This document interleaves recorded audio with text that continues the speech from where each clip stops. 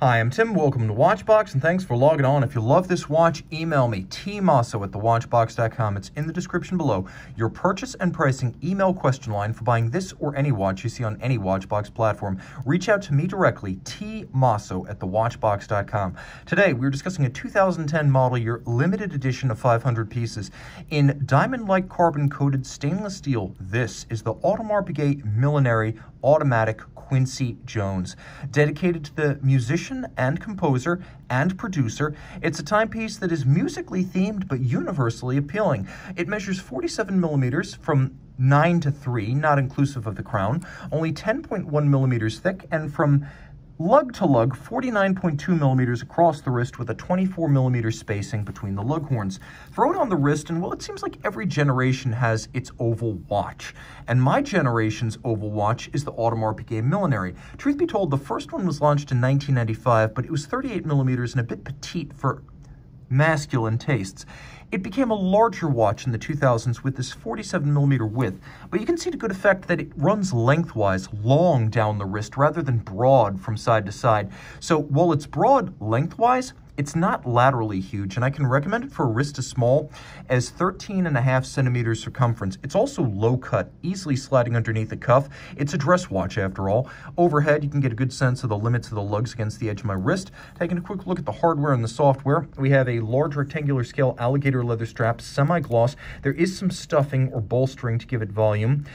Black, it has a monotone stitch, a folded edge. On the underside, you can see black calfskin, and this is a new Audemars Piguet factory strap in outstanding condition. You can see curved spring bars are used so that the lugs can be drilled close to the case. So the pivot point of the strap is actually much further inboard of the lugs than if it were drilled further outboard. So this makes it an even better fit for a small wrist. If you look at the case, it is remarkably complex. Fluted lugs, a stepped bezel, and note that there's a dramatic double step from the outboard case band, which is in satin, to the inner bezel, which is in polish. And that's one of the most appealing facets of this watch. We do transition from polished black to satin black, and you can even see it in the vertical satination of the lug flanks, juxtaposed to the polish of the lug hoods. You have that outer case band and bezel in satin, and then you step inboard to the high polish.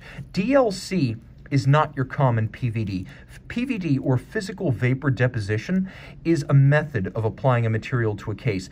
Diamond-like carbon is the material applied. Not all PVD is DLC, and DLC is the highest grade, being very scratch resistant. It is the best type of PVD. Taking a look at the dial, you can see a sort of piano key scale outboard, again, a reference to Quincy Jones, the composer, now in his late 80s, who is a musical polymath, multi-instrumentalist. He does compose, he is a producer, he's done pretty much, well, he's done everything. That's why he has his own Audemars Piguet Millenary. But you're fortunate enough to own it, which means you want more than just a piano scale gimmick. You want a dial that is different and not your average Royal Oak, proving that Audemars Piguet can be inspired when creating a dress watch. Here we have lovely broad applique and oblong, sensational style Roman numerals with a watchmaker's 4. Note how the 3 is split for the date, and that AP had the good sense to go with a white on black base date disc, so it's minimally obtrusive.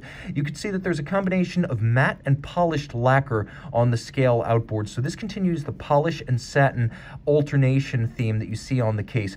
The hands at center are alpha-style hands, skeletonized and polished, and I should mention all of these metal appliques, because it is Audemars Piguet, are finished to the brightest mirrored shine. Turn it all over, you can see the signature of Quincy Jones, individual numbering. This was a late G series watch back in 2010, and underneath the case back, it is a Royal Oak 15400 movement. It is the 3120. Bidirectional automatic winding with ceramic rotor bearings, 60-hour power reserve. It has both hacking or stop seconds and a quick set date. It beats away at 21,600 vibrations per hour.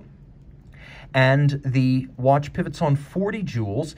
It has a full balance bridge and a free sprung index because designed as a sports watch movement, it is fairly shock resistant with a rotor bearing, a full bridge for the balance, and a free sprung index and a gyromax style balance. It is a very tough movement that is also precise and, with a 60-hour reserve, fairly long-legged.